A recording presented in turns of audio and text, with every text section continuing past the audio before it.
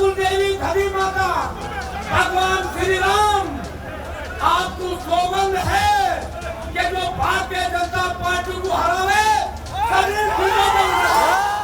जिनको आपने सुना, जो ये तमाम भगवानों की, देवी देवताओं की सौगंध दे रहे हैं, इनका नाम है पूरन सिंह। और ये जो वीडियो है ये सहारनपुर के क्षत्रिय स्वाभिमान महाकुंभ का है। और अपील ये कि रघुपति रीति सदा चली आई, प्राण जाए पर वचन न जाए के तर्ज पर इस बार भारतीय जनता पार्टी को राजपूत समाज पश्चिमी यूपी में वोट नहीं देगा। जो उनके सामने सबसे मजबूत प्रत्याशी होगा उसको वोट देगा या चुनाव का बहिष्कार करेगा। क्यों ये सारे राजपूत नाराज हैं ये हम समझेंगे। और हमारे साथ मौजूद है कुमार अभिषेक जी, जो पूरे पश्चिमी यूपी से घूमकर आ रहे हैं, ब्यूरो चीफ हैं, संपादक हैं और आप इनको लगातार जमीन पर देखते हैं। आज स्टूडियो में तो हम लोगों ने कहा कि बात करते हैं। बहुत शुक्रिया आपका रजत। जो माहौल देखा है सर हम लोगों ने कि ये पूरा पश्चिम यूपी आप देखिए कि किस तरीके से एक पिछले बीते दिनों में बड़ा एक एजिटेशन उभर कर सामने आया विरोध की ये सारे राजपूत जो हैं वो बीजेपी को वोट नहीं कर देंगे। संजीव बालियान के काफिले पर हमला करना हो, उस पर आरोप लगा। हम ये नहीं कह रहे कि एक समुदाय विशेष ने हमला किया, लेकिन लगातार और सहारनपुर में जिस तरीके से बहुत बड़ी भीड़ जुटी और वो सौगंध लेना, क्यों है ये, बड़ी वजह क्या है इसकी? देखिए, जो ठाकुर समाज है, जो राजपूत समाज है पश्चिमी उत्तर प्रदेश का, कुछ ऐसी घटनाएं हुई हैं हाल में जिसके बाद उन्हें लगने लगा है कि उनके साथ ज्यादती हो रही है। मतलब पॉलिटिकल अगर हम उनको देखें कि भाई सियासी तौर पर उनके प्रतिनिधित्व को घटाया जा रहा है, एक जो उनका सियासत में एक जो रसूख होता था उसको कम करने की एक डेलिब्रेट कोशिश हो रही है, ये उन्हें लग रहा है। और इसके पीछे की कई वजह है। आप देखें जिस तरीके से बहुत सारे मुख्यमंत्री बीजेपी ने बदल दिए, वसुंधरा राजे, रमन सिंह, शिवराज सिंह चौहान, बिल्कुल। तो ये सारे दो राजपूत हैं, तो उनको उम्मीद थी कि यहाँ बनेंगे। अब एक बड़ा चर्चा इस बात की चल पड़ी है कि कहीं ऐसा ना हो कि योगी जी को लोग हटा दें, और ये उस समाज में बहुत ज़्यादा चर्चा है।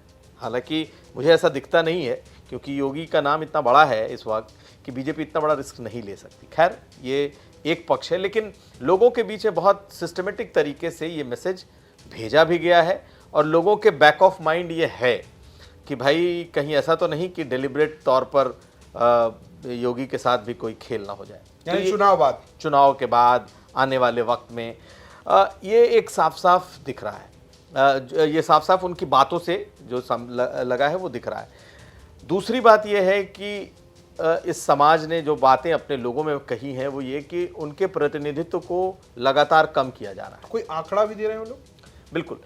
जो पूरन सिंह हैं, अगर उनसे आप बात करें तो वो आपको एक आंकड़ा देते हैं, और वो आंकड़ा ये है कि 2014 में 21 सांसद थे ठाकुर बिरादरी के, 2000 उत्तर प्रदेश से, बिल्कुल। और 2000 अगर आप 19 में देखें तो वो घटकर 16 हो गए, और इस बार अभी तक 8 सीटें मिली हैं और ज़्यादा से ज़्यादा 3 और उन्हें मिलेंगी। जैसा कि तो ये 21 सिर्फ भाजपा के नहीं थे, तमाम पार्टियों के थे उनको। हाँ, ये तमाम पार्टियों के थे, लेकिन बीजेपी को नहीं, बीजेपी के थे 21। 73 में 21 बीजेपी के थे, ऐसा कहना, बाकी से तो कोई जीता ही नहीं था। हाँ, तो 21 में 2014 में 21 थे, 2019 में घट के वो 16 हो गए हैं, और इस बार अभी तक जितने टिकट बटे हैं, बीजेपी ने लगभग टिकट बांट दिए हैं, कुछ ही टिकट 12 टिकट बचे हैं, उसमें उनका लगता है कि 8 ही दिए हैं और 3 और देंगे। तो एक ये मामला निकल पड़ा है।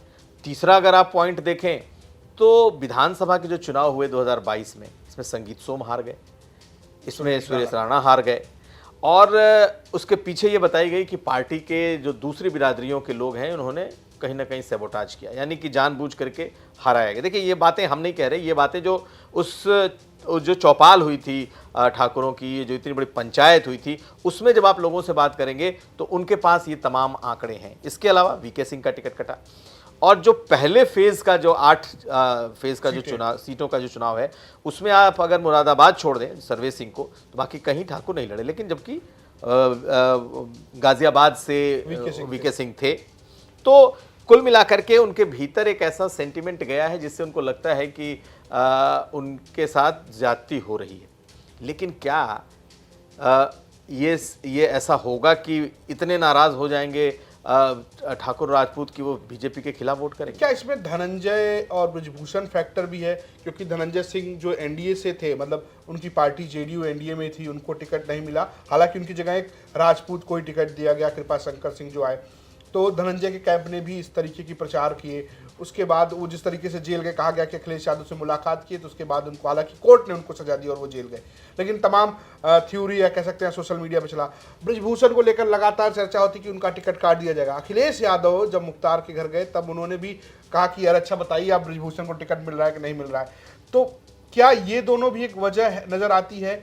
देखिए, आपने एक बीच में जो शब्द इस्तेमाल किया सोशल मीडिया, दरअसल ये पूरा आप अगर इस वक्त का नैरेटिव देखें और आप इस बात को देखें कि आखिर इतनी नाराज़गी कैसे हो गई कि अचानक से सहारनपुर के एक गांव में एक पंचायत होती है और वहाँ हज़ारों की तादाद में लोग जमा हो जाते हैं एक बिरादरी के, और वो ऐलान कर देते हैं कि भाई अब हम बीजेपी को वोट नहीं देंगे, और बेशक हमारा वोट खड्डे में चला जाए लेकिन हम बीजेपी को वोट नहीं देंगे। सोशल मीडिया का इसमें बहुत बड़ा रोल है, इसमें कोई दो राय नहीं है। और सोशल मीडिया के अगर आप व्हाट्सएप ग्रुप को चेक करें, जितने लोग आए हुए थे, जो बातें मैंने कही हैं, ये सब चीज़ें व्हाट्सएप में लिख करके एक दूसरे को लोग भेज रहे थे। तो एक माइंडसेट उस तरीके की बनाने की कोशिश हुई है। देखिए, यूँ तो 2000 अगर आप 22 के चुनाव के पहले देखें तो ब्राह्मणों की नाराज़गी कई बार हम लोगों ने देखी, उसके अलावा देखें तो जाटों की नाराज़गी। लेकिन क्या हुआ, क्या ये इतनी नाराज़गी थी कि ये बीजेपी के खिलाफ वोट कर जाए? तो आज भी मुझे ये लगता है कि ये नाराज़गी है, लेकिन ये नाराज़गी से कहीं ज़्यादा ये एक दबाव की रणनीति है कि इतना मत दबाओ कि सही में हम विद्रोही हो जाएं, हम फूट पड़ें। तो ये एक बड़ी है। और साथ साथ जिस तरीके से, अच्छा, जब मैंने बीजेपी के कई शीर्ष नेताओं से बात की तो उनका कहना है कि ठीक है कुछ सांसदों के टिकट कटे, लेकिन आप देखिए राज्यसभा में हमने 2 ठाकुरों को दिया, एक वीके सिंह का अगर हमने काटा है तो हमने 2 दिया है, तो हमने कंपनसेट किया, उनका भी अपना तर्क है।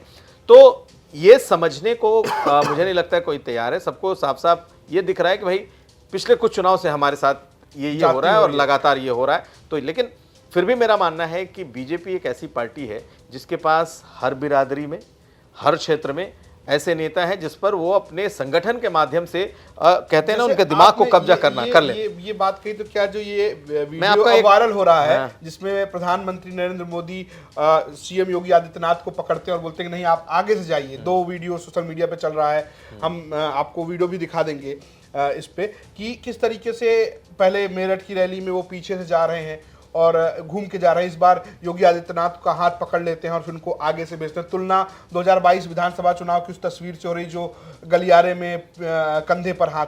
तो क्या ये भी बीजेपी की कोशिश है कि ताकि इसको मैनेज कर लिया जाए और संदेश दिया जाए कि नहीं, जो आपके सबसे बड़े लीडर हैं उनके साथ हमारे प्रधानमंत्री हैं? देखिए, बीजेपी बहुत अच्छी तरीके से इस बात को समझती है कि योगी का महत्व क्या है, योगी उसके लिए कितने बड़े एसेट हैं। ये आप बाहर में चर्चा चाहे जितने भी करना हो कर लें, हम पत्रकार इस पर चाहे जितने भी एंगल निकालना हो निकाल लें, लेकिन बीजेपी का जो नेतृत्व है उसको मालूम है कि योगी कितने बड़े एसेट हैं। उसको ये भी मालूम है कि योगी का जनता के बीच में किस तरीके का उनके प्रति लगाव, सम्मान या उनके प्रति एक कह लीजिए कि लोगों का भाव है। तो ये शीर्ष नेतृत्व जानता है। देखिए, वो योगी के साथ बहुत ज़्यादा जो जिस बात की चर्चा हो रही है वैसे होने की गुंजाइश नहीं के बराबर है। हालांकि चर्चा ये है, लेकिन जब आपने ये सवाल किया कि आज प्रधानमंत्री ने योगी को रोक लिया, वो उठे, अब जब उनके बोलने की बारी आई कुर्सी उन्होंने पीछे किया और पीछे से जा रहे थे। आपने मेरठ का ठीक जिक्र किया, उस दिन प्रधानमंत्री की रैली थी और मुख्यमंत्री योगी पीछे से नहीं किया बल्कि वो घूम करके पूरा वो गए और तब उन्होंने भाषण दिया और ये फिर से चर्चा में आया, वायरल हुआ। देखिए, योगी मुख्यमंत्री तो हैं लेकिन योगी एक पीठाधीश्वर है और पीठाधीश्वर होने के नाते उनकी जो फॉलोइंग है वो पॉलिटिकल फॉलोइंग से अलग भी एक बड़ी फॉलोइंग है। लोग ब्रांड हिंदुत्व का भी है, लेकिन पीठ का बहुत बड़ा है। पीठ को लोग इतनी आस्था से देखते हैं कि वो कतई ये नहीं पसंद करते कि वो उनकी किसी भी तरह की कोई उनके साथ गुस्ताखी हो। तो पिछली बारी जो वीडियो बना जो चला उसको लेकर के भी चर्चा हुई। प्रधानमंत्री देखिए मैसेजिंग को पकड़ने में उनका कोई जोर नहीं है। पिछली बारी भी ये चर्चा हुई 2022 में कि योगी को साइड किया जा रहा है, योगी लोगों को टिकट नहीं मिल रहा, योगी नाराज हैं, सब कुछ चला, लेकिन इस पे भी बहुत चर्चा हुई। हाँ, मुख्यमंत्री बनेंगे नहीं बनेंगे, कोई और होगा। प्रधानमंत्री ने उनको चाय पर बुलाया राजभवन में और नारा भी दिया मोदी प्लस योगी उपयोगी। उपयोगी बोला भी है, ये उन्होंने बोला योगी और मोदी उपयोगी, और साथ साथ उन्होंने कंधे पर रखकर तस्वीर भी खिंचाई। आज वही मुझे रिपीट होता हुआ दिखा। जैसे ही उठे मुझे लग गया कि प्रधानमंत्री ने ज़रूर इस चीज़ को भांप लिया होगा। वो पूरी तरीके से उठे भी नहीं थे कि उनको रोक लिया, और रोक लिया और बोला कि आप सामने से जाइए। तो एक वीडियो का कितना असर होता है, और वैसी तरह के वीडियो जब एक खास ग्रुप में सर्कुलेट होते हैं तो उसके पर उनके उस पूरी बिरादरी के मनोभाव पर कितना असर होता है, ये साफ साफ दिखाई देता है। तो मुझे लगता है कि एक डैमेज कंट्रोल की एक बड़ी कोशिश बीजेपी के भीतर से शुरू हो चुकी है, और उस जो पंचायत जो हुई उसका एक व्यापक असर भी हुआ है, और नेताओं को अब लगने लगा है कि इसको हर हाल में इसको मैनेज करना जरूरी है। अब मुझे लगता है कि बीजेपी मैनेज करने में माहिर है। आपने एक और जिक्र किया था, मैं छूट गया, वो था जब आपने पूछा कि पूर्वांचल में धनंजय सिंह। देखिए, धनंजय सिंह से बीजेपी कभी उनको अपने साथ नहीं रखती। धनंजय सिंह अपने तरफ जरूर कोशिश करते रहे कि भाई चलो, मुझसे आपको प्रॉब्लम है, आप मेरी पत्नी को ले लो, उसे चुनाव लड़ा दो। बीजेपी ने हमेशा एक तरीके से उनसे दूरी बनाए रखी है, वो हमेशा कोशिश करते रहे। लेकिन ये साफ हो गया कि धनंजय सिंह को बीजेपी टिकट नहीं देगी। भाई धनंजय सिंह वहाँ के, आप उनको माफिया कह लें, आप उनको बाहुबली कह लें, रॉबिनहुड की छवि वाले कह लें लोगों, लेकिन लोगों की मदद करने की वजह से उनका अपना एक वो बना हुआ है। हाँ, कैसरगंज से अगर आप ब्रजभूषण शरण सिंह की बात करते हैं तो ब्रजभूषण शरण सिंह का वो मामला नहीं है। ब्रजभूषण शरण सिंह उस इलाके के कद्दावर नेता भी हैं, बीजेपी के और राम मंदिर से जुड़े हुए हिंदुवादी नेता भी रहे हैं, और लंबे समय से, और बीजेपी उनको इग्नोर नहीं करना चाहती। जो मेरी जानकारी है कि बीजेपी आखिर तक उनको टिकट देना चाहती है और उनको टिकट दे सकती है। ये भी बात है कि उनको टिकट आखिरी में बीजेपी दे दे, ये बहुत संभव है, बहुत मुमकिन है।